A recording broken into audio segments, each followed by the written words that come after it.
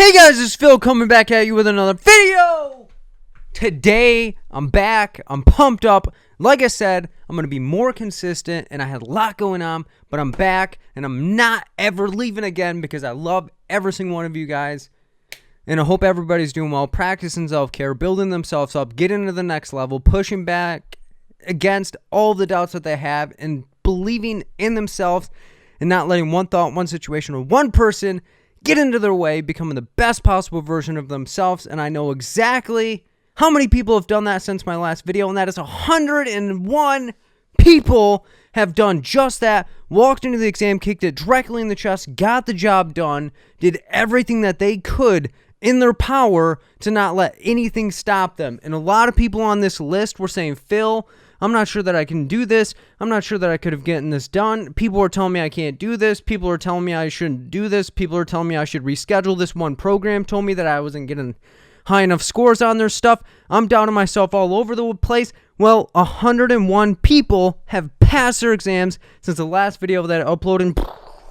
It's mind-blowing to me because that's so many people and so much support, and how much you guys do for me is I can't even put into words. But let's see the 101 people that have passed their exams since the last video that I uploaded, and they are as follows: Sherby E, Vivian L, Kimberly H, Shannon G, Grace C, Sophia S, Ruby L, Jessica B, Matt S, Elizabeth C, Faith O, Jess W, Abby L, Caleb F, Anthony H, Devin H, Jordan B, Rachel K, Saria M, Heidi C, Jasmine W, Denise H, BBF, Brandy G, Tina M, Neen H, Craig L, Ionia R, Daria S, Daniel F, Becca L, Jane C, Helia N, Alexa H, Elizabeth B, Judy L, Fatima H, Michelle M, Lisa C, Iveta H, Mallory S, Mel F, Lauren S, Katie R, Hannah K, Michelle T, Amanda L, Kathleen B, Zoe M, Volita A, Joy B, Veronica R, Carlene B, Wasina W, Christine R, Steph L, Gladys M, Jamie C, Gladys E, Kylie C, Heather C, Kelly M, Justina M, Claudia G, Shannon W, Jane A, Stephanie M, Casey M, Holly S, Trishana M, Helen S, Katie P, Deanna S, Irene S, Debbie U, Robin C, Sharmita M, Rashida L, Naida H, BBM, Donna S, Bethany T, Catherine B, Kamika W, Coretta J, Sarah P, Stacy D, Carla J, Sierra V, Kim G, Jennifer P, Catherine P, Jennifer R, Chloe G, JL, Marcus W, Jacqueline M, Edrisa A, Wendy N, Suzanne S, and Shriel H. So excited, man, and I was almost losing steam getting through that because I was like, I don't want to mess up anyone's name or do any of that, but it's from the bottom of my heart. Appreciate every single one of you that have been repping and rocking with me and have given me any support in any capacity, whether it's watching my videos, going to the study groups, doing individual tutoring, doing the one-day courses, signing up for the Audible study groups, and all of those things. It's from the bottom of my heart. I appreciate every single one of you guys. And if you're like, Phil, I want to rep and rock with you as well, I want you to shout out my name. Well, if you want me to shout out your name and you've passed, send me an email at berda24@gmail.com. Those emails always make me so excited and pumped up because it's showing me that everything that we're doing as a community is working. People are getting into the other side. They're kicking the exam directly in the chest and getting the job done. But if you're like, Phil, I want to rep and rock with you as well, how can I do so? The easiest way to do that is the Sunday study groups. And why do I say that? Because it's the easiest way to get connected with me and to get as much exposure as you possibly can, because individual tutoring is a little bit hairy, but it's still possible. But if you're like, Phil, what are the next Sunday study groups? The next Sunday study groups that are coming up are as follows: 7-4, Family and Group Therapy; 7-11, DSM-5, Adults and Meds; 7-18, research, program development, and program evaluation. 725, practice questions. And if you've been in a previous practice questions study group, or if you were in the most recent acronym or practice questions, or if you're planning to sign up for the one-day course on 710, it's going to be different practice questions because I do not believe in showing people the same thing and just benefiting off of people not knowing that they're being shown the same thing. But if you are planning to get into any of these study groups and do questions, do not come in thinking you're going to get 100%. Grab these things by the neck and tear them apart because you've been wrapping and rocking with other programs and their questions are easier, or they're programming you so that way you can get to the shortcut. The practice questions that I produce are making sure that you're getting pushed to the next level and pushing you and challenging you so that way when you walk into the exam, you're not being pushed and challenged more than what you did in practice. Next one after 725 is 8.1, Freudian theory, and 8.8, human developmental theories. And if you want any information about those, send me an email at berda24@gmail.com or click the link down below in the description. It'll allow for you to sign up and get a part of those study groups. But if you're like, Phil, I'm not able to attend these study groups live at 7 p.m. Eastern time, you do not have to attend them live. When you register, it allows for you to receive the recording and the study materials the Monday morning after the session, because I know every single person is busy, especially on the 7/4. People are like, Phil, you're doing a study group on July 4th? Yes, because I want to make sure that people that want to rep and rock with me are able to get a hold of me. And if this is the only study group that people are able to attend, I want to make sure that I give everything that I can to you guys. So it does not matter if you're able to attend them live. But as I stated, if you want any information about those, send me an email at berda24@gmail.com or click the link down below in the description. And as I stated before, I do still offer individual tutoring. It just tends to be quite hairy because my schedule books out 4 to 5 weeks in advance. It's not that I'm just holding these dates back and I don't want people to sign up. My schedule is that wild, and that's why I'm so blown away by how much support that you guys show me. But if you're like, Phil, my exam's prior to the 4 to 5 week mark, you can send me an email at berda24@gmail.com, and I'll add you to the tutoring waiting list just in case anyone cancels. I'll send an email out to all those that are on the waiting list, and it's kind of a first come, first serve basis when it comes to those. But if your exam is after the 4 to 5 week mark, makes me a lot happier because then I don't have to be stressed and try to find spots for people. Then you can send me an email at berda24@gmail.com or click the link down below in the description to go to my tutoring calendar, sign up for as many dates as you would like to, and be able to rep and rock with me in that way.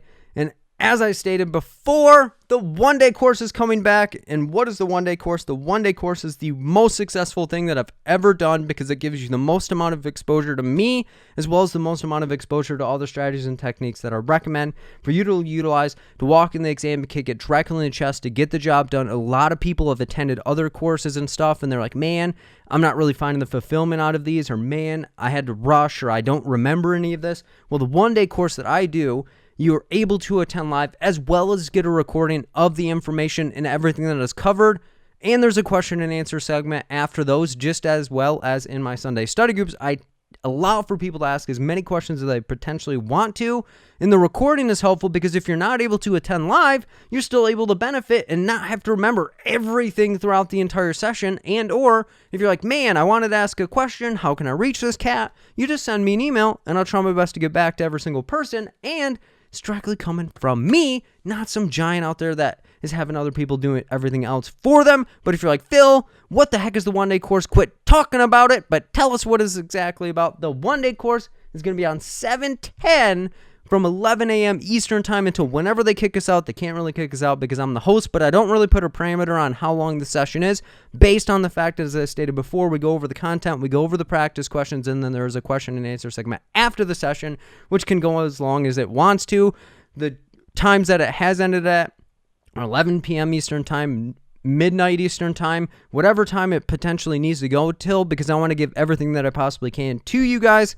The content that will be covered is the tips I find most helpful for people to walk in the exam and kick it directly in the chest to get the job done. Most common reasons why people do not pass the exam, and why do I go over those? Because you're like, Phil, I thought you said all positivity. Well, it's the easiest way to be able to identify what are the things we're not supposed to do is examine what other people have done and not been successful, but when they make adaptations to the things they're not not doing well, they walk into the exam and kick it directly in the chest and get to where they exactly want to go. So we want to learn for the people that have not passed in order to get you past those things that those people were struggling with to get to the other side. Breaking down multiple topics, subpoena versus court order, refer versus supervision, the DSM-5 diagnosis, medications. We're going over operant conditioning. We're going over community organizing, as well as going over the acronym, each level, what potentially that could look like, not going through the buzzwords, not having you jump to conclusions, but understanding specifically what it looks like. And I get a lot of emails like, Phil, why do you always say this versus this? And they're jumping to the key words that they think it is equated to. It's not equated to anything. The meaning of the answer choices are more important than what the answer actually says, as well as the 5-step process that I recommend every single person to utilize to walk in the exam, kick it directly in the chest to get the job done. And the last thing that we'll go over is 25 practice questions. And these practice questions tend to be the most difficult questions that I can muster up based on the fact that the one-day course is my child and it's the most amount of investment that people put inside of me. So I do my best to give you guys the most difficult, tricky questions that possibly can be mustered up out of my mind based on the fact that I want you to walk into the exam after this course and kick it directly in the chest to get the job done.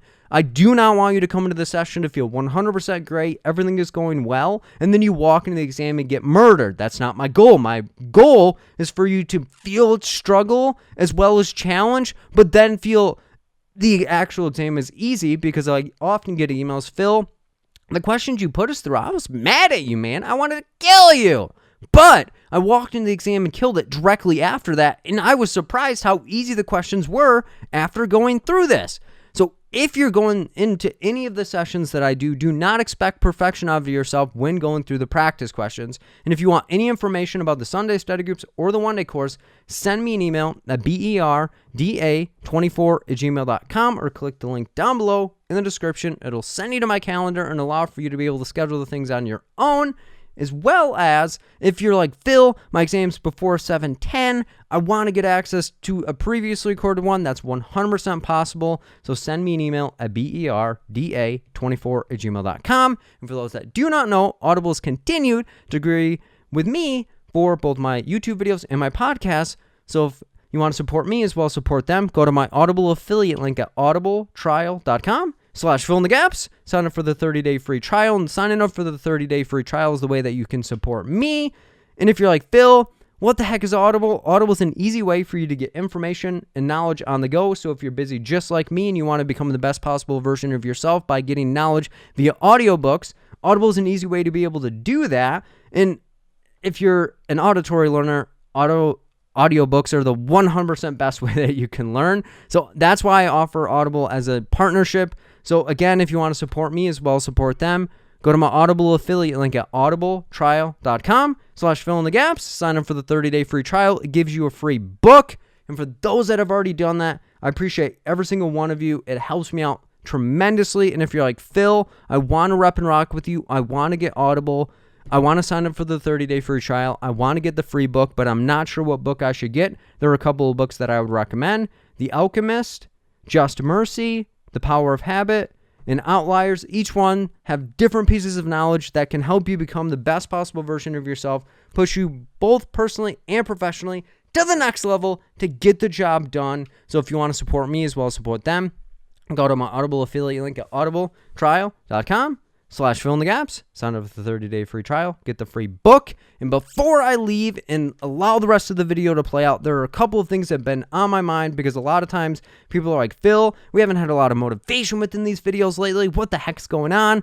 I'm feeling struggled. I'm not really sure where I need to go. Well, this is going to be the video that is going to get us back in the swing of things, because like I said, I've been gone, but that does not mean that I've not been trying my best to get every single person pumped up, motivated to get to the job done. And an interaction that sticks in my mind directly is somebody looked me in the face and said, Phil, I do not feel like I can pass this exam. I passed practice exams. I passed a previous exam for another career and all of these different things, but I truly don't think deep down in my heart that I can get to the other side. And the thing that I was always trying to get across is proof is powerful. If you are walking into practice exams and cutting their head off, you should stop getting your head cut off by the results on the exam. If you are doing well and the processes that you are doing are feeling good, and not just feeling good that you feel comfortable, but you're actually able to break down the question, stay in it, and getting the job done, you should not be cutting yourself down. Way too many amazing social workers allow for other programs or other people or themselves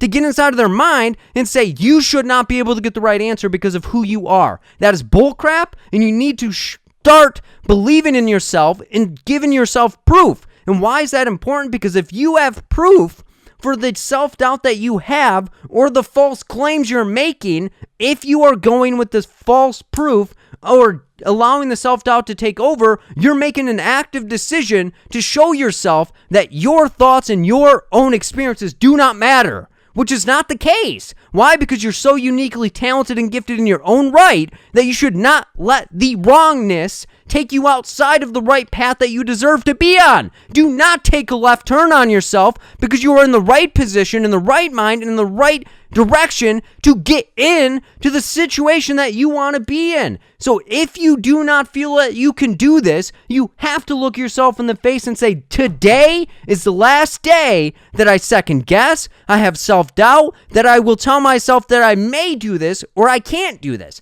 You will take that away and you will look yourself in the face, whether you believe it or not, and say, I can't do this. I can't do this, to the point of when people ask you about the exam, you get excited. Because a lot of you are hearing about the exam and are pushing it outside of your mind, and you're doubting yourself. You're not really sure what you're supposed to be doing. You're spinning yourself around, or you're playing small and you're taking in all of the small information when you deserve to be in the scenes that are built for you, which are the big time scenes, because you put in the time. You've been putting in the experience. Do not let one thought, one situation, one person, or one program get inside of your mind. And it's starting to tick me off that there are particular people out there that are just trying to sell you something and are telling you that you can't do this, because at the end of the day, they are not looking and talking to you. They're looking and talking to themselves and trying to project what they did onto you. You have to be willing to step outside of what you know and get into a different situation. It may not be the most comfortable situation. It may not be the best situation for you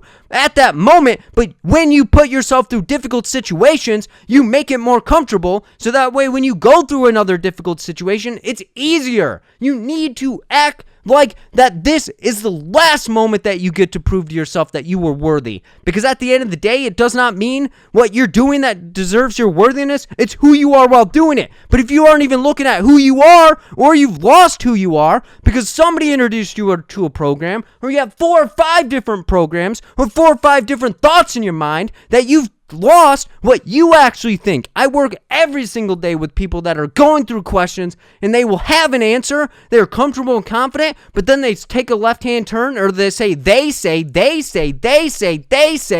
is they? You're taking the exam. You need to start looking at yourself in the face and saying, I want this more than I want to improve and prove them right. I need to start proving myself right, because at the end of the day, I'm the one that's passing this exam. I'm the one that's taking the exam. I'm the one that's made sacrifices to pay for this. There are people in moments that I'm missing out on, and they're not actually feeling the impacts of that. They're telling me things, but they're not going through things themselves. And that's why a lot of people rap and rock with me, because they know I'm balancing a lot of things. They know my personal life isn't the best. They know everything is in chaos, but I'm here still putting out everything that I possibly can for you, because I love you. I wanted to see you on the other side, but way too many of you are doubting yourselves, or you're ignoring the message because it's too painful for you at this moment. But I'd rather have you go through pain and get a gain from it than have to do this situation again. But some of you have to go through a situation again. Separate the word again and then see it's a gain. You've gained something from having to do the situation again.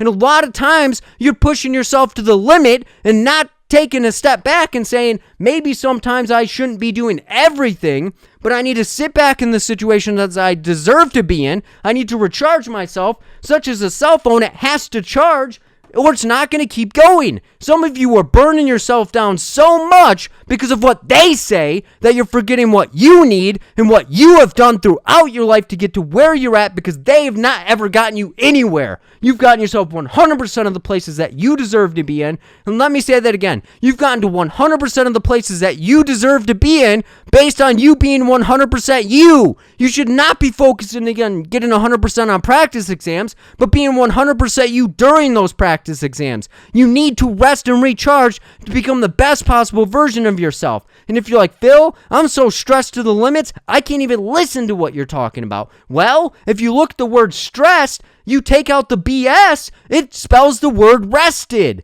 When you are rested and take out the BS out of the situation that does not deserve to be in it, you will be in a better position, because when you are rested, you can be the best possible version of yourself. The more rest you get, the best you can be. But a lot of you have convinced yourself that you need to get results. You need to do everything, which isn't incorrect all the time, but you need to make sure the results you're getting are the ones that are leading you to getting to the next level. Not just getting results because they feel good.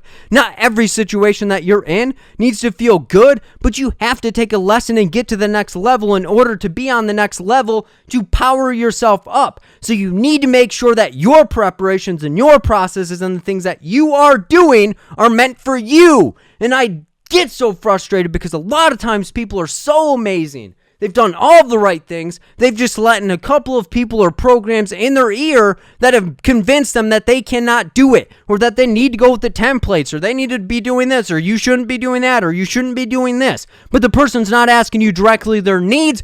They are just templating you, they're generalizing you, and they're acting like you aren't in control of your situation. You need to stop getting all this information from other people. Sit your butt down and say, what do I particularly need? What are the things I'm missing? And if you're not missing anything, you do not need to fill the void with something that's going to make you feel good, because every single situation is not meant for you. You need to start delegating and saying, I'm so valuable, my time is so valuable, my money is so valuable that I can only spend it in ways that are actually going to give back to me, rather than just trying to get something outside of me. And that's been something that's hanging on my head so much, because there are so many people that I've been interacting with that are like, Phil, I'm so twisted. I don't even think that I can do this. This other program told me I should reschedule because I'm not getting the scores that I need to be getting on these exams. Or somebody else tried selling me something. I don't think I need it. Do you think I need it? And it's like, well, you just told me you don't think you need it. You don't need my permission to be in a better position.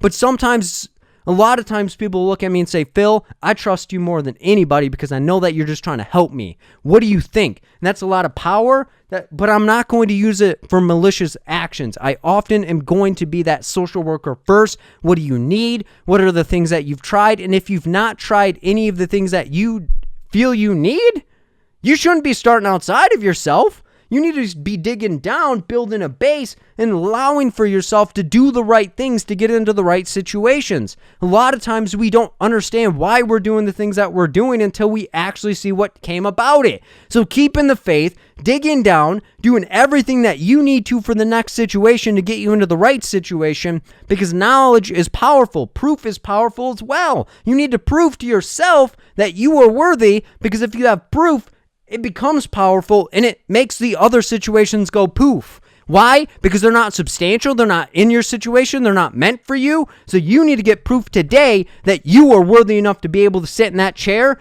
to walk into the exam, get the job done, and kick it directly in the chest. Take no answers other than the ones that you are meant to do. So I hope that was helpful for everybody. I appreciate every single one of you that is repping and rock with me. If you need anything, send me an email at berda24@gmail.com. I hope to see you guys in all the Sunday study groups, the one-day course, and if this was helpful for you, do me a favor, give it a thumbs up, comment something positive down below, and if you haven't already, hit the subscribe button, because that allows for other social workers that are amazing just like you to connect directly to me. And like I always say, from the bottom of my heart, I appreciate every single one of you. Keep doing the next right thing. Keep building yourself up. Keep doing what you know to be true. Have a safe and positive weekend. I'll see you guys in the next video. The rest of this video is going to be me interacting with other people that are struggling to pass their exams. There are a couple people that have passed that are coming back. But like I said, from the bottom of my heart, I appreciate every single one of you guys. I'll see you guys in the next video. And peace out, guys. Hi, everyone. My name is Caitlin, and I want to share my experience of passing the LCSW exam. Are you ready? Yes, I'm ready. How is it going? It's going good. Thank you so much for having me on here today. It is my pleasure. So tell everyone where you're from and how I was helpful. Okay. I'm from Natchitoches, Louisiana, but I actually live in the Baton Rouge area currently. I've attempted the test 4 times. I finally passed it in July, just last month. On the very same day that I passed my test, I also lost my job. Just due to COVID. But I feel like when I lost my job, that just gave me like fuel just to like go after it and pass that test. And that's what happened. So, what was your process of leading up to you passing the exam? Like, what'd you do? What'd you find helpful? And what was it like to take the exam during COVID? Um, let's see. I used a lot of different study materials. I definitely used like your podcast, your YouTube videos where you're breaking down the questions. Like some of the stuff that you said in some of your previous podcasts and videos, you've talked about like answer the question as if, in the here and now. That really helped a lot. Um, One of the things that I remember you telling someone that struggled with anxiety is you gave the Wizard of Oz scenario. Uh, I really liked that a lot because you helped me like think of the test as just a test and not like let it get to me so intensely. That really helped as well.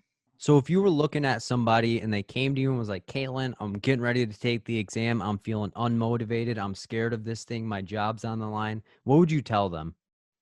I would just tell them, study as much as you can. Like, just don't give up. Do not give up. You know, I would tell them to like pamper themselves the day before, like do whatever they can to relax and enjoy like their day. And then after the test, they have something fun that they can look forward to, regardless if they pass it or not. But just don't give up and just go after it. Since you're on the other side of it, was it like the Wizard of Oz? So alluded to a little bit of that when you heard me say that and was like, whoa, that really resonated with you. Like now that you're on the other side of it, what is your perspective of that? I think a lot of the time, we get ourselves so like we just get so anxious thinking about, what's going to happen if I don't pass this test. Like we're so scared of it. And whenever I think about, that test is just a test. It's not going to define me as a social worker, as a person. It's just something I need to get past so that I can go towards the next chapter of my life. And it honestly have to say, like when I passed, a tremendous burden was lifted because, this is something that I've focused on 4 different times. It took me a year and a half to finally pass it once I set on that course of trying to pass it.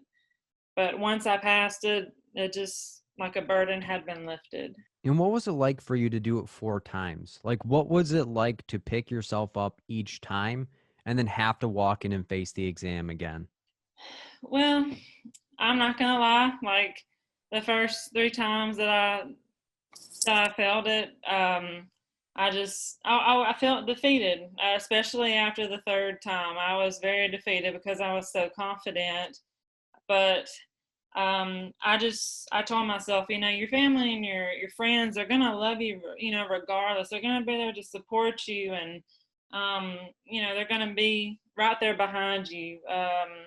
That's one of the things that I remember. You've helped people with before, like the right people are gonna like be happy for you and support you. I really do feel like I had things to look forward to after each time that I would attempt the test. I had like something to look forward to, like with friends or family, just to like cheer myself up and just remind myself, these people are here, they're behind you, they're here to support you. The support really helped. And isn't it amazing now to say, like, all of that worry I once had and all of those negative things that I was telling myself didn't even come to fruition? Right. Yes. It didn't. I mean, I just one of the things that I've heard from, a few of my friends and family is, they just respected my drive just to achieve that goal. But it's a goal that, I wanted to achieve for such a long time. And it's like, I'm just going to keep going after it because even though I failed it these 3 times, I'm going to pass it eventually.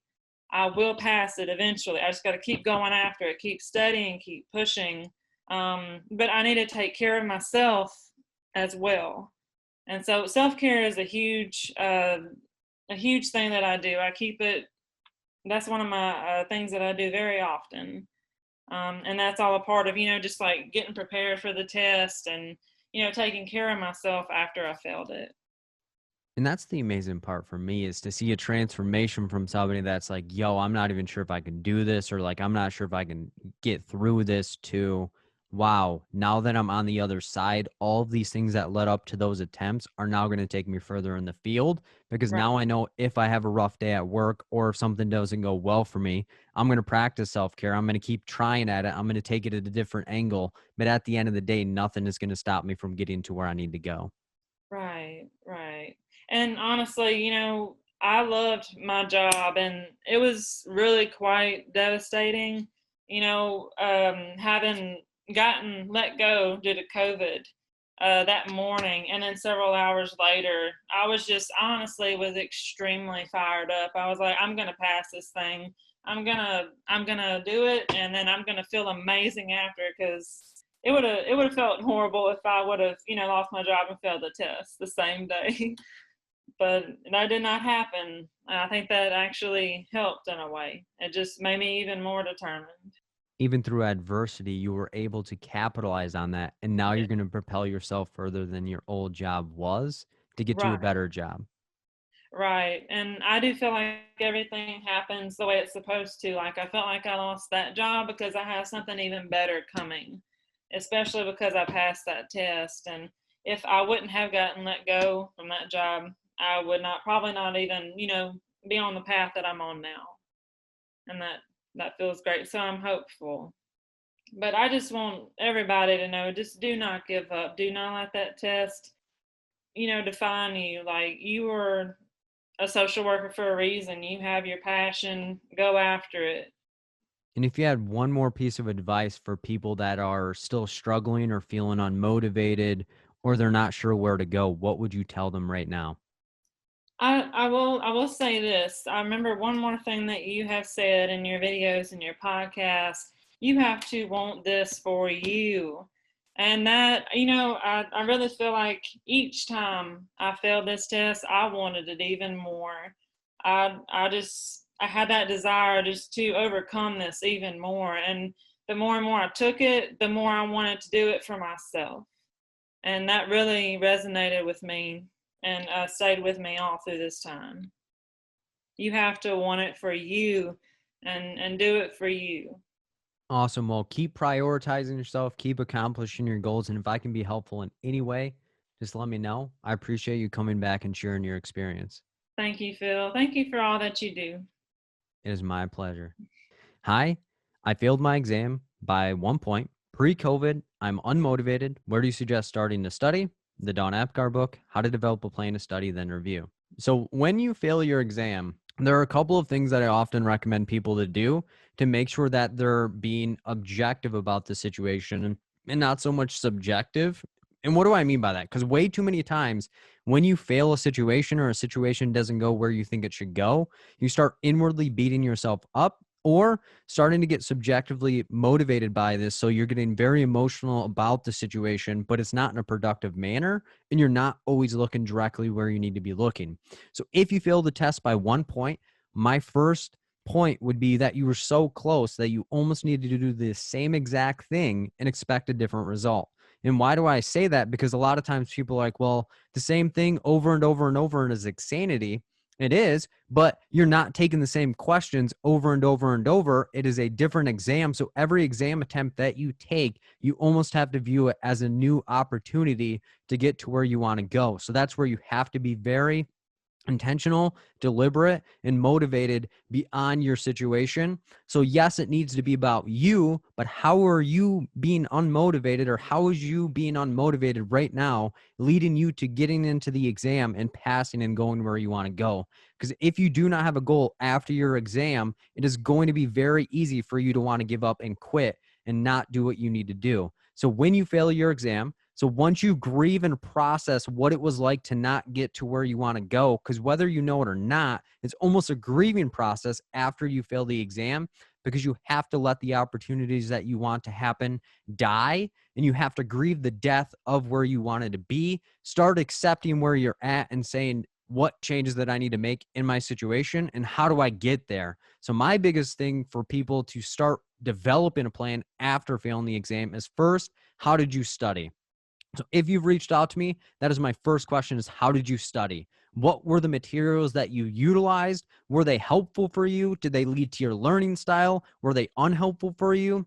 And what do I mean by unhelpful? Being unhelpful means that it didn't help you comprehend the information, or it did not lead you to feel confident about navigating the answer process while in the exam. Because whether you know it or not, the exam is not just knowing the information. It's not being able to memorize or reiterate or do lectures on the information. It's about, how can I see this information in a question, pick it out, pull it out, and apply it in a systematic way that is not me just jumping to answers or jumping to buzzwords, because way too many times people will jump to buzzwords rather than wanting to navigate the process and get to the answer in an effective manner in a process that actually works for them. So after you navigate, how did you study?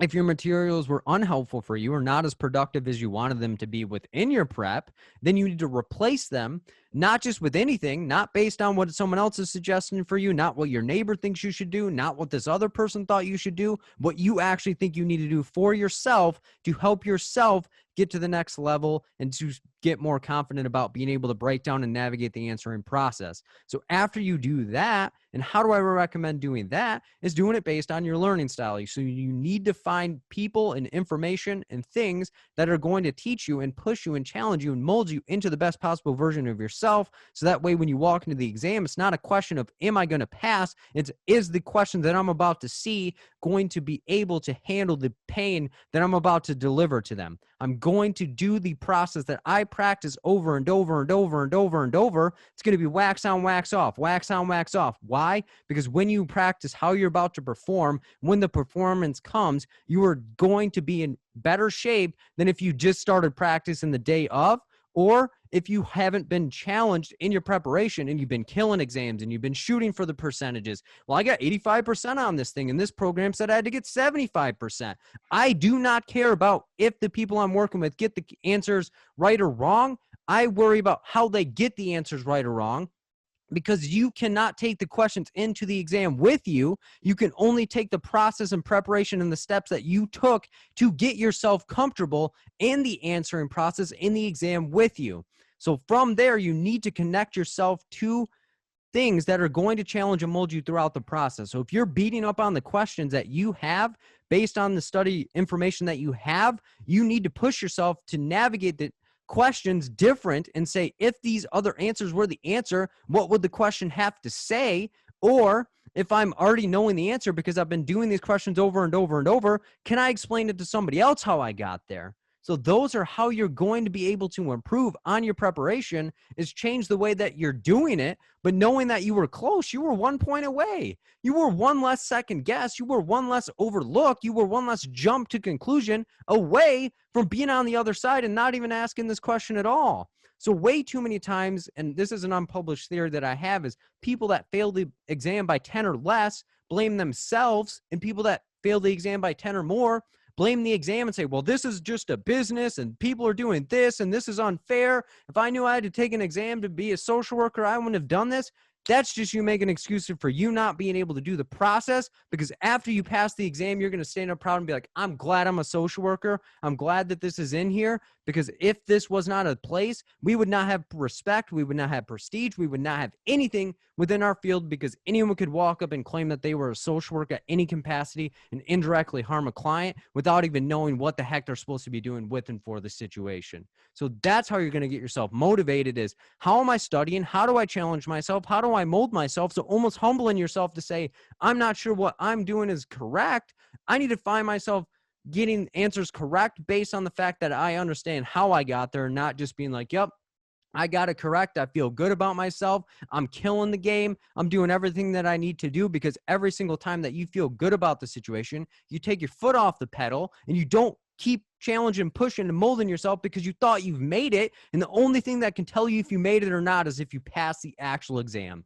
You can walk into any practice question, you can walk into any practice exam, and it could still walk in and punch you in the mouth because you failed the actual exam. So that's where you have to get yourself wrapped around, is what changes do I need to make to reach it to the next level? And if I feel confident and comfortable, how do I speed up the process of my answering process to make sure that I don't run out of time when I'm in the exam? And so that way I can make it raw and comfortable and as beautiful as I possibly can when in there. So that's how you can get yourself back motivated, is understanding that the situation isn't over and that I still have the skills and talents that I utilized last time, but I need to push myself to make it better and make myself feel more comfortable when in an uncomfortable situation. So you're helping to put the fire out rather than pouring gas on the fire based on the fact that you don't think that you can handle the situation at that moment. So that's how I'd answer that question in particular. What changes are there because of COVID?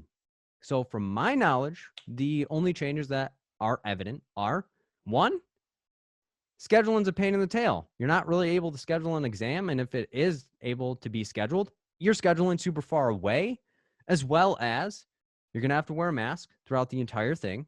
You're going to have to be covered. So if you're not wearing a mask in your preparation and during your practice exams, it's going to be like a slap in the mouth when you have to put it on. So that is where you want to make the situation as comfortable as you possibly can by practicing how you're going to perform. So if you know you're going to have to wear a mask, as long as it's not medically harmful to you during the exam, then you're going to want to be able to do that. So that way, when you walk in there, you're practicing how it is going to be looking like. But other than wearing the mask and the scheduling, there is not a whole lot of changes to the exam. The exam length is still the same. The amount of time is still the same, and all those different things. So there's not a whole lot of different changes to my knowledge with COVID related to the exam besides the scheduling and the necessity for the mask. Yeah. So let's move to the next one. Good afternoon. First time attending. Scheduled to take the exam on 9/26/2020. I have serious anxiety about taking this exam. I have terrible type retaining information. Where should I start? How many hours should I study? Can you hear me? Yeah. How's it going? How's it going? I'm fine. Thank you for asking. Yes, I was diagnosed with depression back in 2007. But anyway, I have a terrible time retaining information. If you ask me any question, I can answer it. If you have me write it in an essay form, I can do that. But when it comes to multiple choice, I have a really difficult time picking exactly what it should be, or I second guess myself a lot. And so, or sometimes I will completely blank out, like completely forget what I read or what number I'm on or anything. It's like, it's horrible. And I see as I get older, it seems like it's getting worse for me. So what do you think are the changes you need to make to your preparation for you to be able to actually apply the information? Well, I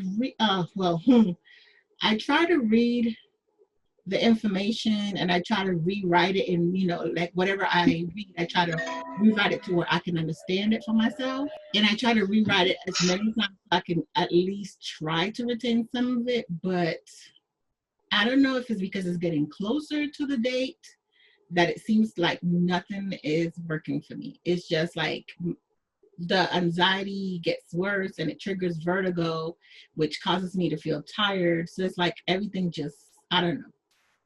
I just feel like I don't know where to start and how to not freak out other than to take medication. What worries you so much about the exam? Picking out the correct answer. That's my thing, because I have the AppGuard book, and even the question that you put down, I chose D initially, and then I went and I was like, no, safety first. That's, you know, so I'm always second guessing myself on things. So I don't know. To me, there's always two good answers in everything when it comes to the exams, even the practice exams.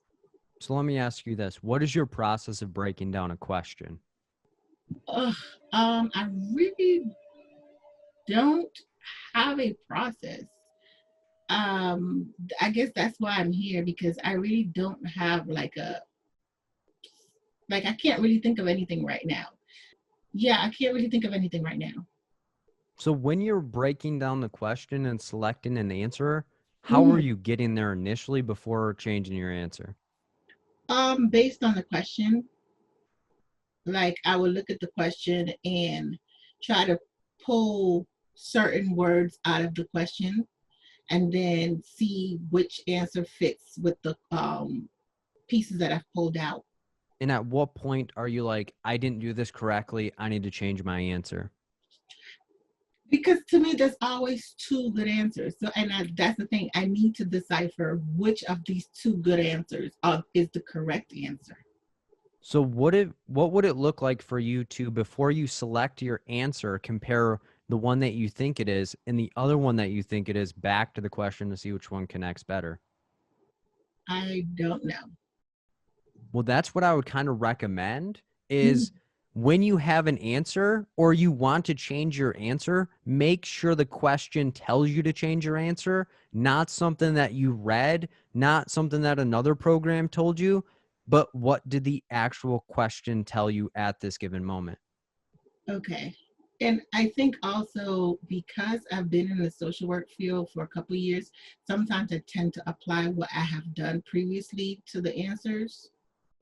And how helpful has that been in your experience? I don't know because I haven't taken the exam yet. I'm scheduled on the 26th. So I just been like doing practice exams and trying to study the AppGuard book as much as I can. So my biggest recommendation and from working with people to pass their exams, adding your direct experience or examples from your direct experience to the exam is not a good idea. Mhm. And there's a difference between applying the knowledge that you've utilized in the field to the questions Mhm. rather than direct examples. And that is where a lot of times people will tell you, well, the exam is nowhere near my practice, or what I would do on the exam is nowhere near what I would do in practice. And I always challenge them and say, well, you would do and apply the knowledge that you would to that direct client, to this client, if they had the same presenting issues, but they do not have the same presenting issues. So staying in the question and allowing for the question to guide your answer is better than you jumping to what you think it should be based on your experience that you've had over the X amount of time that you've been in the field. Okay. Thank you. Yeah, it's my pleasure. And if you have any other questions or anything, just send me an email. I will. Thanks. Yep. Take care of yourself. You too. What are we allowed to bring into the exam? Snacks and water. So that is where I'm not sure where a lot of times people hear that they can bring a lot of things into the exam with them, but I always compare the exam process to like a prison intake. Because you walk in, you show them that you can test, you show them who you are. Here's my ID. Here's another form of my ID. Okay, you want me to sign this form that says I'm a social worker and I'm allowed to take the exam? It's like, okay, bet. And then you move down and then you scan your palm prints. You scan your palm prints again. You take your picture and then they book you. Okay, they tell you to put everything in your locker. You're only able to have your license and your locker key on you.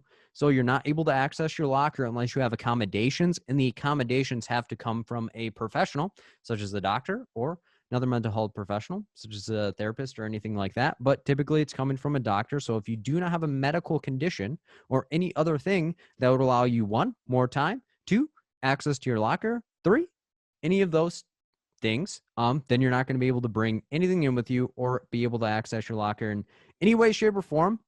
So keep that in mind, as you're not going to be able to do that unless you walk yourself outside of the exam. And the only water that you're going to be able to get is from the drinking fountain in the hallway.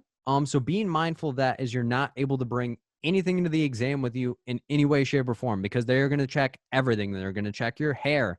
They're going to check your glasses if you wear them to make sure you're not recording. They're going to tell you to take watches off. They're going to tell you to take bracelets off. They are going to check everything because they don't want you to cheat. So we're not allowed to bring anything into the exam with you. So being mindful of what you're supposed to be looking at and being prepared for that. So if you've never taken the exam, be prepared to be stripped of every single thing that you have on you besides that license and the locker key. It's not a joke. That it's kind of like an intake to a correctional facility. But if this is your second attempt or multiple attempts after this, you know that the process is pretty rigorous, but you're not able to bring anything in. So do not allow for any other programs or anything to tell you that you can, unless you have accommodations, and then that's a different story. So you're not able to do anything like that. Where do I start studying on the Code of Ethics? So this is a very tricky question. Why? Because the Code of Ethics is very thick and it's very long and it's very difficult to break down. But how I would start is piece by piece. This is like an elephant. You take a piece, take a bite, you leave it for later. But I also tell people to break it down into pieces. And what do I mean by that? Because if you look at the Code of Ethics, it's broken down into multiple different pieces, but there are also themes within it. You don't have to memorize word for word for word for word. You just have to simply be able to digest the information and apply it to a question. So are you able to identify and do a relationship, conflict of interest? What is the right to confidentiality? What is the protect or duty to warn? What does the terrorist off look like? What is our duty to our coworkers? What is the duty to the profession? So being able to look it down and break it down, but again, not memorizing it. So how I would recommend starting to study the Code of Ethics is, how do you learn the Code of Ethics? Do you need to read it? Are you a visual? Do you need to take notes on it? Are you a tactile? Do you need auditory? Like, are you an auditory learner where you have to find a recording of the Code of Ethics? So finding your learning style is how I would recommend first starting. And then from there, chunking it piece by piece and not sitting down and attacking it like you're going to memorize a very, very long document unless you have photographic memory. So with anything, I would recommend starting with the things that you don't feel so comfortable with. So finding in the Code of Ethics, and as you're going through it, saying, do I know this? Okay, I know this. Okay, so I'm going to throw that piece of information to the side. Okay, I don't know as much about this piece of it, so I'm going to study more focused on this. Okay, why did this look foreign to me? Okay, I'm going to move on to the next thing and then continue going. So making sure it's a fluid process and not something where you just want to be doing what you need to be doing and getting yourself like thrown off and into a tailspin. So when in doubt, just make it more manageable for you. And if you feel overwhelmed, you may be trying to accomplish too much too fast. So that's where you need to be careful within the situation. So with anything beyond the Code of Ethics, but the Code of Ethics included, piecing it down to something that's more manageable for you. And if you're feeling overwhelmed, taking that expectation and pressure off of yourself. So that way it's a more comfortable situation than a very uncomfortable, like, oh my God, I'm in a frantic state. It's more like, okay, I know this is a long thing and there's a lot of things on this exam, but I've done everything that I can up to this moment to prepare myself in the best way that I know how. So that's what I would recommend when breaking down the Code of Ethics. Helpful tips for taking the exam for the second time. I failed on 6/22 and I am scheduled again for 9/21. Needed 99 to pass. I scored 96. Hello. How's it going? How's it going? Good. Yeah, so I failed 6/22 and I'm taking it again September 21st. And I don't know. I mean, it was super upsetting. I feel like I've kind of, since this session has started, I've kind of answered my own question to that. Like, it only took me, which is bad, but I checked out within like 2.5 hours. But so the question I want to ask is, I took the ASWB practice exam and I passed that by 7. So that like had me like ready to take the test. But when I took the practice one, I had gone back and changed answers and I remembered which ones I changed. And then I ended up getting them wrong.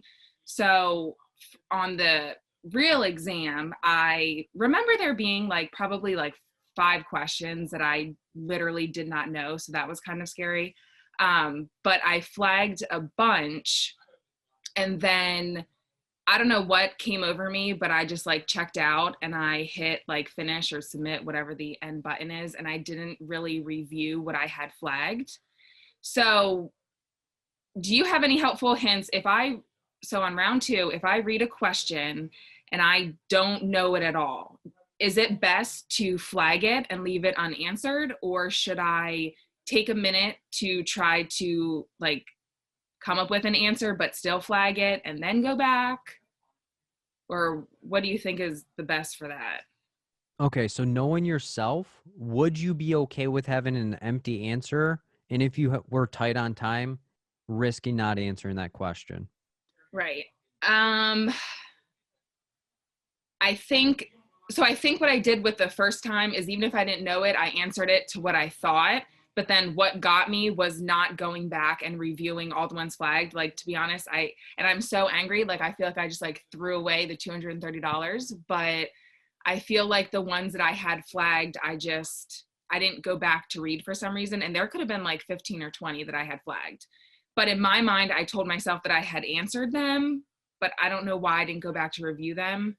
But I think maybe because like I said, it only took me like 2.5 hours. You know, it's not like it was like I had 30 minutes left and I had 30 unanswered questions.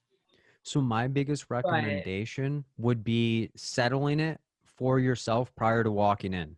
So what likely happened is you got like scarred from the practice exam of saying like, wow, I changed these answers and I shouldn't do that during the real exam. And then you stayed to the commitment that you made to yourself. Right. So my recommendation for people is take every question like you're not going to be able to look back at it. But if you're at the capacity where you're burning through questions and have 2.5 hours left, right, you could have pretty much took this thing again. So I would answer the question to the best of your ability, step aside of like, I'm going to know every question, because there's going to be questions when you walk into the exam that you have no clue. But I always tell people the answer is on the page. So don't get a panic moment of like, holy smokes, pick the answer that you think it is. So that way, when you go back to it, which could rectify what happened last time, is if I do not see something jump off of the page or like slap me in the back of the head, I'm not going to change the answer. I'm going to be okay with it, but I am going to review the ones. So that way, when I walk out of the exam, I cannot say that I did not give it 100% of my effort. Okay. I like that. Thank you. And it's my pleasure. And it's okay not to be okay. Right. It's okay to be in the exam and say, holy smokes, I don't know this one. Just be like, yo, I can get 45 to 54 wrong anyway. This is just one of them, but I'm not going to channel my energy on those. But I'm also not going to allow myself the due diligence and comfortability of being able to do what I wanted to do based on something that is not the actual exam. Right. But I think what got me is like what you said, like with the practice exam, I learned from that where I changed answers, and what I had originally had correct, I chose the wrong answer. So I think I have it in my head where during, in September when I take it, if I read it and I'm not sure, but like, I'm like, oh, I think that's it. And I answer it, but I keep it flagged and then I review it at the end. And then what if I'm in that like same predicament where the answer was B and I had, B, but I had it flagged. So I changed it to D and then it was wrong, even though I won't know that. But you know what I'm saying? Like, I feel like failing by 3. I mean, I don't know. You did everything correct besides allowing yourself the due diligence to second check yourself, not second guess yourself. And there's a huge difference between second checking and second guessing. Second checking is what we need to do as humans because we're not perfect entities. So second checking is checking to see if what you had done is what you intended to do. And if that's okay, you just pass it on to the next one. Second guessing is, yep, I had no freaking clue and I need to change my answer because I don't have the confidence of being able to answer this type of question. Right.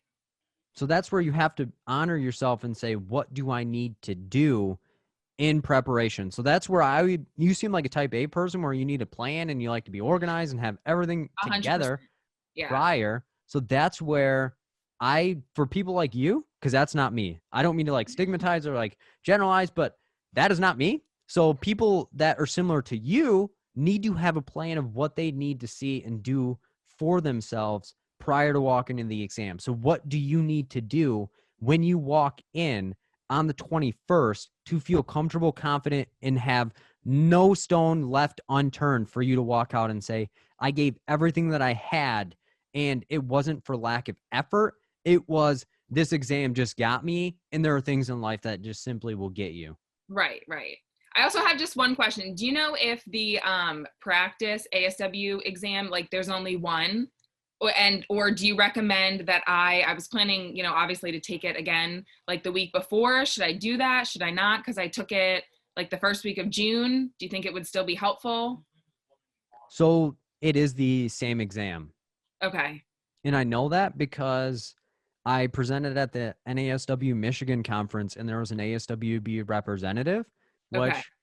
a lot of people were asking me, Phil, I heard there was another version. So I walked up, I introduced myself. Hey, my name is Phil. I make videos to help people pass the exam. They instantly kind of like clammed up and was like, you're trying to get information to like steal and like sell. And I was like, yo, I'm not that person. I'm just trying to help other people. So my question is, you guys sell a product, and if someone has already bought that product, if they get it again, is it going to be a different version? And the lady initially said, yeah, there's 2 versions. And I was like, okay, well, tell me how they can get the second version. Because I have a lot of people that would really love this. And then she called corporate and was like, is there a second version? And they're like, there used to be, now there is not. So if you get the exam, it is going to be the same exact one, but from the sounds of it, you want to do it. You just don't want the same thing to happen to you what happened back then. Mm-hmm. So from my perspective, I would walk into that practice exam because I know you likely want to do it just to see where you're at, but do not fall into the same cardinal sin, because my recommendation to take the practice exam does not fall on if you're quote unquote ready. There are 2 reasons I recommend people take the practice exam. The first reason is to see if you can sit there for 4 hours and stay focused, and what do you need to do to control your anxiety and to get yourself through that 4 hours. Because 4 hours is not something a lot of people are prepared to do. So that's the first reason. The second reason is to see if the routine that you identified for yourself is going to be possible and for you to be able to execute it when your back is against the wall. And that, I think, is the reason that you would likely want to take it, is what do I need to do this time to change and rectify the past? But before you do it, if you decide to do it, you need to sit yourself down and say, I did everything I could that first try. I'm not going to blame myself. I need to forgive myself, because if I leave this first exam in the back of my head, it is now going to make me walk into that second exam, feel triggered, feel immobilized, and have a vengeance in my heart that is not going to be positive for me able to walk in there and have a clear head. Right. Thank you. It is my pleasure. And if you need anything in the meantime, just drop me a shout. But I think you have everything that you need. It's just a matter of believing that you do, and that your previous attempt doesn't define who you are, because you've already identified changes and have been implementing them. So you're not the same person anymore. Thanks. It is my pleasure. I've been a social worker for 22 years. I worked in various settings and abroad in London. When I returned from London in 2008, I realized I need the LCSW for better jobs. I paid for the exam, and at the last minute had to take it. Studied a week and failed by 17. I was devastated because I think I'm so smart. It took me 6 years to get true confidence to take it again. I've paid for the exam 2 other times and let it expire without taking it. I couldn't do it this time. I scheduled it and took the jump. I studied 6 weeks, attended 2 Phil's courses and 1 private tutoring session the night before, and I passed. Hi. What's up? What's up? What's up? What's up? I rock with Phil. So tell them who you are, where you're from, and how I was a part of your process. Okay. My name is Sandy, and I'm from Georgia. Like you said, I worked for so many years doing social work and never really felt the need to have the other license. But coming back from London, I realized I was going to have to do something different if I wanted better jobs, and especially in Georgia, where it's already low paying. And so I took the exam. I ran out of time. I paid for the exam. I actually had to do all of my supervision over again because they only go back 7 years. So being in social work so long, I had to do supervision over again because a lot of mine had expired. So once I did that, I finished in 2014 and I took the exam. I failed, but honestly, I didn't give it the time that it needed. But this time, I paid for it 2 other times, let that go because I just wasn't ready. I really didn't know what to do to prepare. And then I felt like being out of school so long was really working against me because I knew what I would do in my practice and working.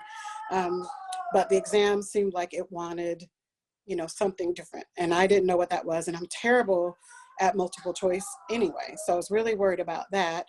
And I've heard about you for a while, but I never bothered to look it up because I just thought, well, I don't know. I just said, well, I don't want to listen to somebody and I don't know if they know what they're doing or whatever. So, but this last time when I was studying, I had the AATBS.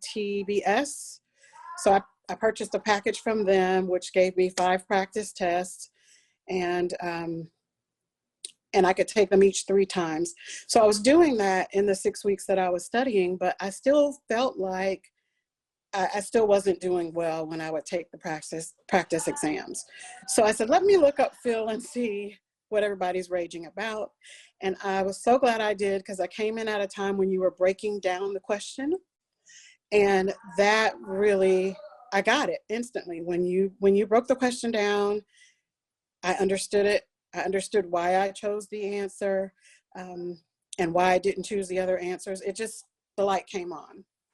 And so I attended 2 of your study sessions, one for the breaking down of the questions. The other one was ethics.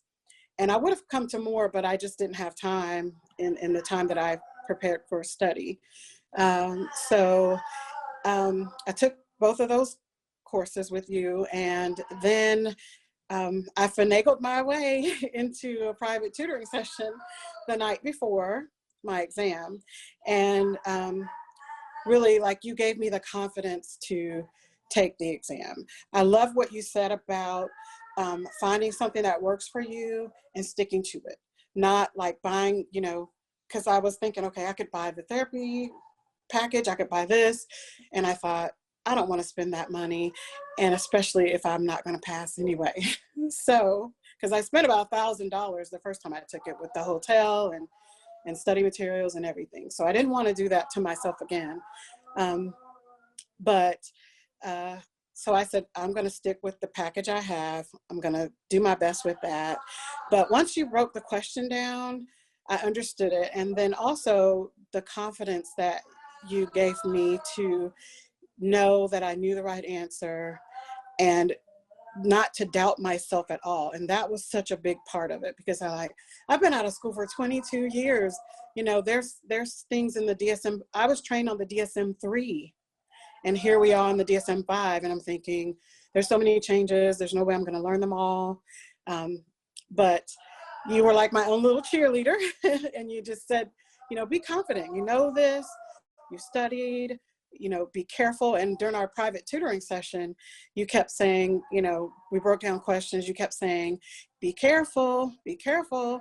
And I still got some of those wrong the night before. But I didn't let that shake my confidence because I said, I'm going to pass. I just kept telling myself, I'm going to pass. I'm going to pass. You can do it. You can do it. And so when I went into that room, while I'm taking the exam, I could hear your voice in my head saying, careful, careful. So when I was breaking down the question, I read through the answers. I looked back at the question, I eliminated 2, and then I picked the right answer. So, and I try to make a good, solid decision while reading the question the first time, because going back for me, I thought was too dangerous to go back and, flag a lot of questions and go back and read. I thought I would just talk myself out of the right answer. So I wanted to make a good, solid decision the first time. And I did. And here I am, LICSW, finally, after 22 years. And I've been encouraging everyone to try your program, because especially if you're not good at test taking or multiple choice, but you taught me how to be calm and confident in what I knew, and it worked. And so here I am. I'm grateful. I'm happy to come back and tell everybody that I rock with you. I really, really appreciate you coming back and sharing your experience. It's wild, like when people are like, yo, I really, really want to share how it was helpful for me. But if you were talking to somebody and they're like, yo, I'm not even really sure I want to take this. I don't think I can do this. I'm like drowned in materials. I've been out of the field so long, I don't even know I can pass this. What would you say to them? I would say that you obtained a degree from an accredited school that allows you to take this exam. You couldn't have passed those courses if you didn't know. And we teach people all the time to be confident in themselves. We encourage our clients to, recognize their self-worth and know that they're worth something. And we have to use that for ourselves. No matter what the circumstances. I have a little boy that's 12. He's had a liver transplant. He has profound autism. He's nonverbal. He's in pull-ups. My dad died. My sister had cancer. All of that happened before I took, just a year or so before my exam. So I had a lot of obstacles in the way, but I just kept my confidence. And when I ran into your program, I was so glad that I did, because I think if I didn't, I probably would have failed, because I didn't know how to break the question down. I had taken it before, and to be honest, I didn't understand the questions when I was taking it the first time. I was just flying by the seat of my pants. I was surprised that I only failed by 17. But I would tell people, never, ever give up. You have done the work. You got through this program. They don't just pass out master's degrees to anybody. So you did the work, and you know it, and just be confident in that. When I went in the room, the only thing I wrote on the paper was my name and LICSW behind it. And then as I was taking the exam, my mind just kept wandering, and I thought about what you said: focus, focus, focus. So I said, I'm worried about my phone ringing, if my little boy's okay, but I said, nothing is going to matter in 4 hours. You can focus for 4 hours and get this done. And that's what I did. Every time my mind wandered, I brought it back, and I just focused on what I was doing at the time I was doing it. And if I got nervous, I took the pad and I wrote, you can do this, it. I just kind of pep talked myself, with little tidbits. And here I am. And I'm so glad it's behind me. And isn't it wild that it was difficult for you to sacrifice for 4 hours based on the fact that other people could need you? And then you put that aside, dedicated 4 hours of your life to now dedicate your life to the other people that needed you, that you were worried about not being taken care of. Now you're able to take care of them for the rest of your life. Yes. Yeah. It's a wonderful thing. And we're as caregivers and social workers, we always put other people first. We always put people first. And as a mom, you're going to put your child first. That's what it's instilled in you to do that. But he's okay for 4 hours, and he was just fine, and even if he wasn't, there was nothing I could do to stop a process that happens. But, I thought for 4 hours, it can be about me for 4 hours, and I can knock this thing out. It's for him. It's for my family. My mom, who's now a widow, I can help her with things because I'm in a better situation. And so right now I'm just taking other courses to kind of refresh myself, to be responsible. If I do dabble with the private practice, I just wanted to get up to date on the new interventions and new techniques. And so I'm taking courses for anxiety and EMDR. And so I'm just lining up things to get myself in the position for the next opening of the job that I want. So that's where Awesome. we. And if I can be helpful at all in any of that process, just let me know. Like I said, from the bottom of my heart, it's really awesome to have you come back and share your experience, because it just lights it up and gets me more motivated to help more people.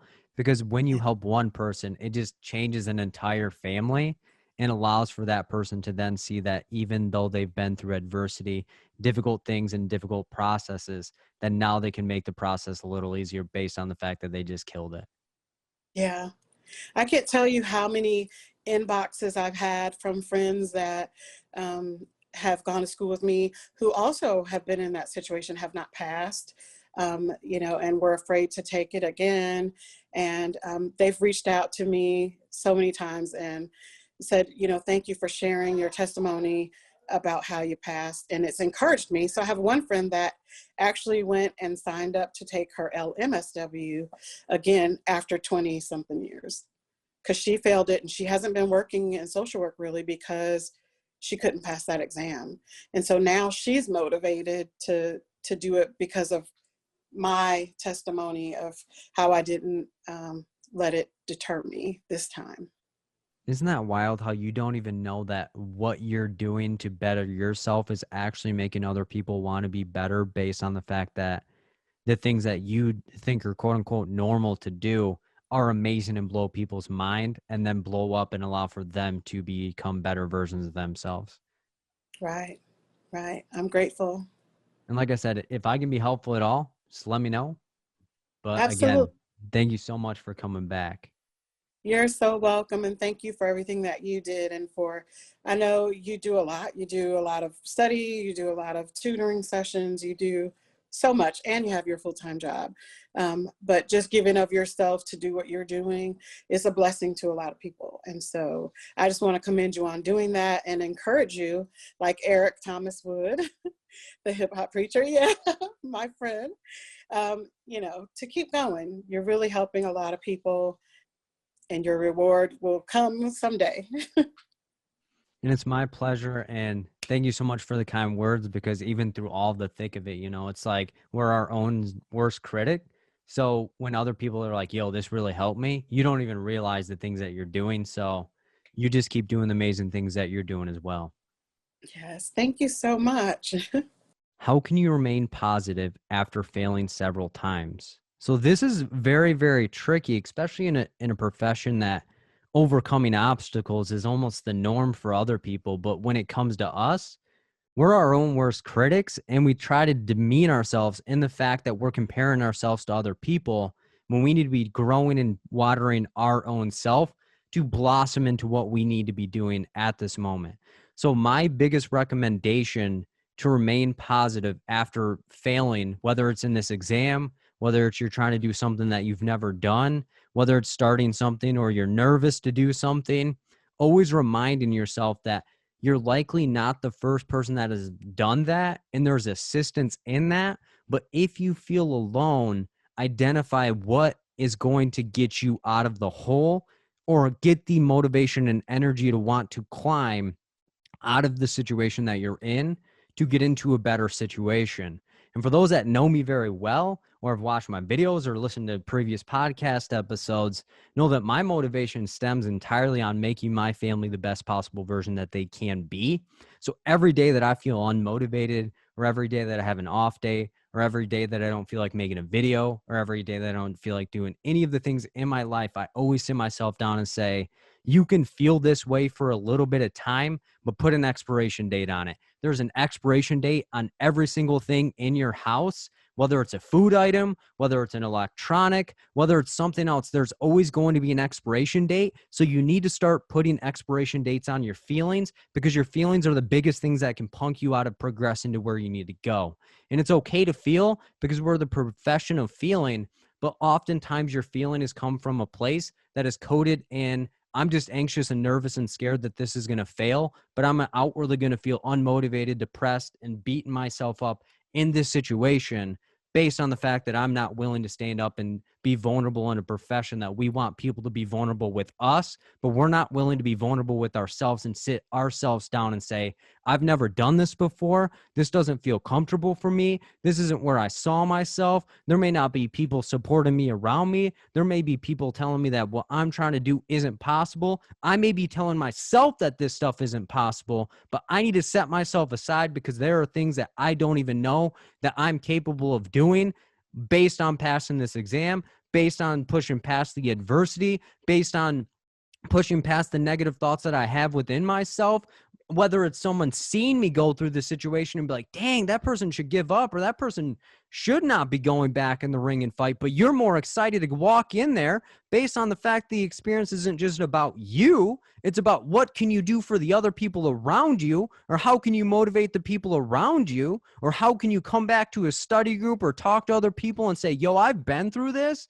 You can keep going and you can keep pushing because I've been through this and I kept pushing. And it doesn't mean that you have to do the exact same thing that I've done, but you can learn from the skills and abilities and competencies that it took to get there. There is always going to be a positive energy or a positive outlook on any adverse situation that I've ever gone through or that I see everyone else go through. You may have failed the exam one time. You may have failed it up to 12, 13, 14, 15, let's say you failed it 30 times, as long as you still have a thought in your head that you want to pass this exam, when you walk in on the 31st try, it is not going to be less sweet than if you would have passed it on the first try. Why? Because the goal was for you to pass the exam. So for you to compare yourself to someone else, that if you told them the goal and objective that you achieve for yourself, they may not give you the feedback that you need to hear from them. So you need to stop running from other things and run to the things that you want, because the things that people are telling you that you can't do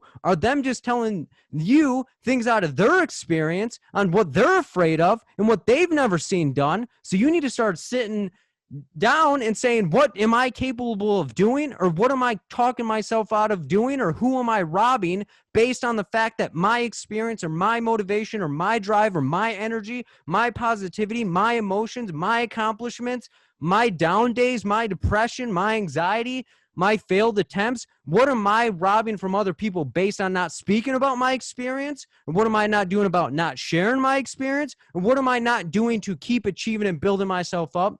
When I'm willing to look at clients, I'm willing to talk to other people, I'm willing to invest in their dreams, but I've put nothing into my goals. I've done nothing to put into myself to get myself to where I think I should be.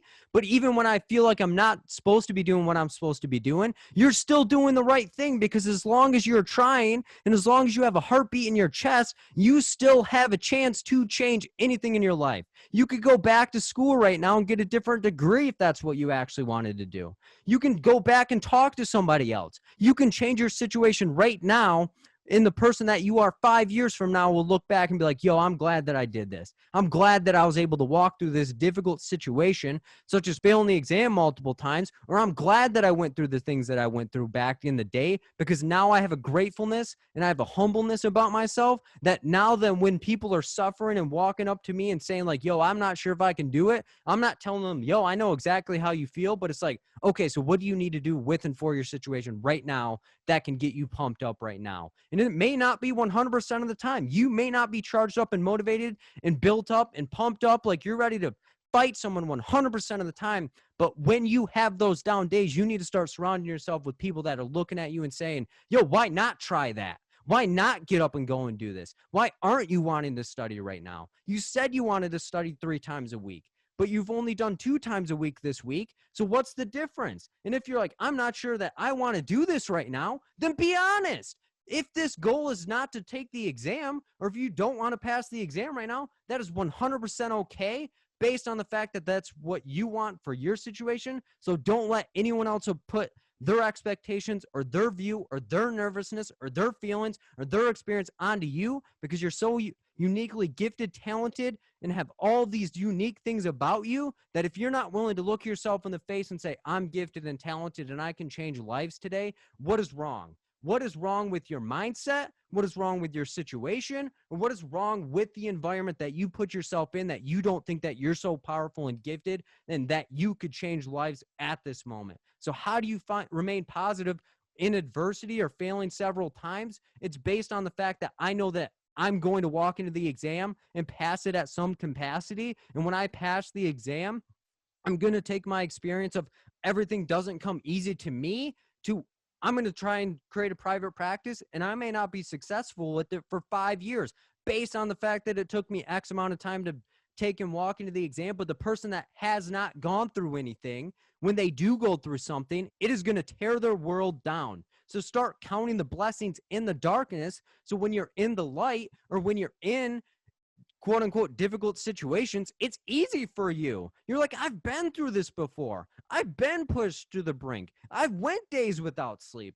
I've been talked out of things. I've had people down me every single second of my day, but I still told myself I can do this. So that is how you're going to remain positive, is start building yourself up like you want to build other people up around you, and stop surrounding yourself around people that are draining of your energy, because energy costs. Stop giving it away. We have to pay every single month for our energy bill, but you're willing to give your energy and time to people that aren't willing to give it back to you or would not give you back to anything else.